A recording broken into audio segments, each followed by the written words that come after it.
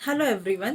So आज थोडंसं जाणून घेऊया स्तनपानाबद्दल, ब्रेस्ट फिडिंगबद्दल. स्तनपानाचं महत्त्व जसं त्या मातेला आणि नवजात शिशू दोघांसाठी पण कशी महत्त्वपूर्ण भूमिका बजावू शकतं ते मी सांगण्याचा प्रयत्न करते. जन्म दिल्यापासून डिलिव्हरी झाल्यापासून ते पुढील 6 महिन्यापर्यंत हे लक्षात ठेवायचे सगळ्या न्यू डिलिव्हर्ड मॉम्सनी, आत्ता नवीन बाळाला जन्म देऊन झालेल्या मातांनी, की पुढील 6 महिने मला कम्प्लिटली माझ्या बाळाला माझं जे ब्रेस्ट फिडिंग आहे, जे स्तनपानातून येणारं दूध आहे तेच देणं गरजेचं आहे. आणि ते त्या बाळासाठी आणि आईसाठी कसं काय महत्त्वपूर्ण काम करणार आहे, स्त्रियांसाठी ते महत्त्वपूर्ण काम कसं करणार आहे.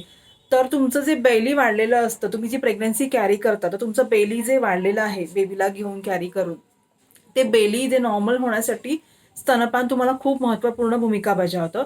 तर एक्सक्लुझिव्ह ब्रेस्ट फिडिंग करणाऱ्या ज्या माता असतील त्यांचं पोट त्यांच्या नॉर्मल स्वरूपात जायला मदत होते जर त्या व्यवस्थित 6 महिने एक्सक्लुझिव्ह ब्रेस्ट फिडिंग त्यांनी केलं गेलं असेल त्यांच्याकडून. तर त्या त्या स्त्रीला किंवा त्या मातेला पुढे जाऊन जे काय कॅन्सरचे संभाव्य धोके होणार असतील, गर्भाशयाचे कॅन्सर किंवा स्त्री रिलेटेड ज्या आपल्या संस्थेचे कॅन्सर होण्याचे पुढे जाऊन ज्या शक्यता असतील, त्या शक्यता खूप साऱ्या निवळणार आहेत किंवा नसणारच आहेत मुळामध्ये भविष्यामध्ये. ज्यांनी एक्सक्लुझिव्ह ब्रेस्ट फिडिंग स्तनपान केलं असेल त्यांनी, त्या स्वतः मातेला पण काही गोष्टी ब्रेस्ट फिडिंग केल्यामुळे बेसिक ॲलर्जींपासून तिचं पण संरक्षण होणार आहे. हे झाले मातेला होणारे फायदे. तिचं वजन जे आहे ते कंट्रोलमध्ये आटोक्यात येण्यासाठी मदत होणार आहे, ती जर व्यवस्थित ब्रेस्ट फिडिंग स्तनपान करते तर. कारण की आपण जे 9 महिन्याच्या कालावधीमध्ये जे काय घेतलेलं असेल, जे वेट गेन आपला झालेला असेल, जर व्यवस्थित ब्रेस्ट फिडिंग करत असू तर त्या कॅलरीज आणि जे काय आवश्यक घटक आहे आपण आपल्या बाळाला ट्रान्सफर करत आहोत, सो दॅट त्या कॅलरी ते सगळे घटक त्याला ट्रान्सफर होत आहेत आणि आपला हळूहळू वेट लॉस व्हायला पण मदत होत आहे.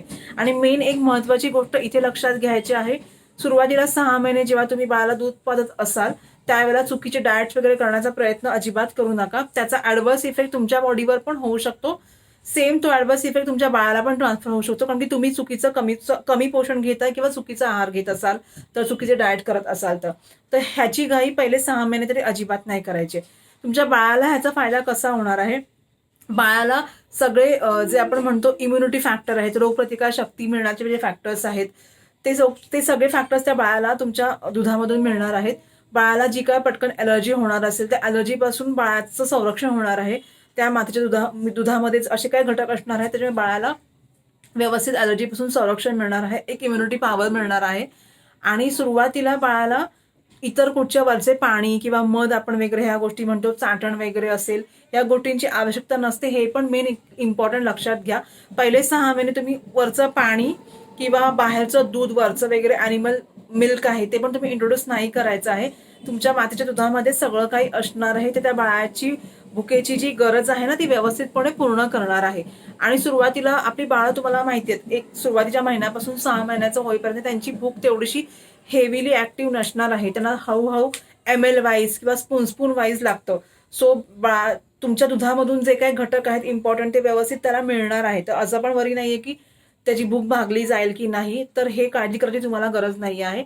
जर ह्या कंडिशनमध्ये सुद्धा ज्यांना स्तनपान व्यवस्थित होत नसेल, दुधाचं सिक्रेशन नीट होत नसेल, सो तो एक वेगळा फॅक्टर झाला. मग त्यांना मेडिकल अटेन्शन लागणार आहे. त्यांना त्यांच्या गायनाकोलॉजिस्टला, डॉक्टर्सना भेटून शतावरी वगैरे असतात, शतावर एक्स वगैरे असतात, ह्याची ॲडिशन करावी लागेल.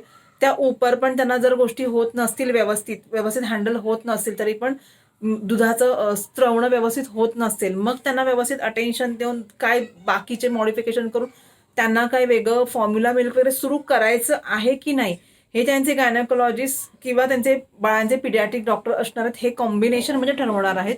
स्वतःहून तुम्ही घरी कुठच्याच गोष्टीची घाई करू नका की मला दूध व्यवस्थित येत नाही आहे, स्तनपान व्यवस्थित होत नाहीये, बाळाची भूक भागत नाहीये, तर घरच्या घरी मी काहीतरी स्टार्ट करेन इमिजिएटली, असं बिलकुल पण आपल्याला करायचं नाहीये. हे थोडेफार जे फायदे होते हे लक्षात घ्या. आणि ज्या कोणी नवजात